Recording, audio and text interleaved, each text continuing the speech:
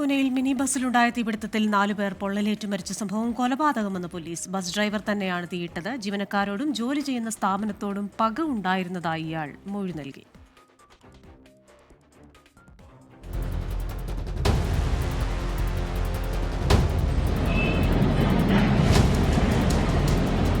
രണ്ട് ദിവസം മുൻപ് പൂനെയിലെ ഹിഞ്ചേവാഡിയിൽ നടന്ന ദാരുണ സംഭവത്തിന്റെ ദൃശ്യങ്ങളാണിത്.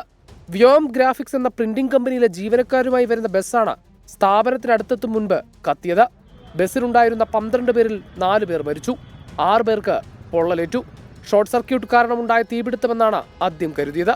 എന്നാൽ വാഹനത്തിൽ രാസവസ്തുക്കളുടെ സാന്നിധ്യം കണ്ടതോടെയാണ് അട്ടിമറി സാധ്യതയിലേക്ക് അന്വേഷണം നീണ്ടത്. ചോദ്യം ചെയ്യലിൽ ഡ്രൈവർ ജനാർദ്ദൻ ഹിംബോഡിഗർ കുറ്റം സമ്മതിച്ചു. തീയിട്ടത് താൻ തന്നെ. തീ പെട്ടെന്ന് ആളിപ്പടരാൻ കമ്പനിയിലെ തന്നെ രാസവസ്തുക്കൾ വാഹനത്തിൽ സൂക്ഷിച്ചു. 2006 മുതൽ ഇതേ സ്ഥാപനത്തിൽ ജോലി ചെയ്യുന്നയാളാണ് ജനാർദ്ദൻ. തനിക്ക് മറ്റ് ജീവനക്കാരുമായി താരതമ്യം ചെയ്യുമ്പോൾ ശമ്പളം കുറവാണെന്നും സ്ഥാപനത്തിൽ നിന്ന് മോശം അനുഭവം നേരിട്ടെന്നുമാണ് ഇയാൾ പകയ്ക്ക് കാരണമായി പറയുന്നത്. തീപിടുത്തത്തിൽ പൊള്ളലേറ്റതിനാൽ ഇയാൾ ചികിത്സയിലാണ്. 24 മുംബൈ.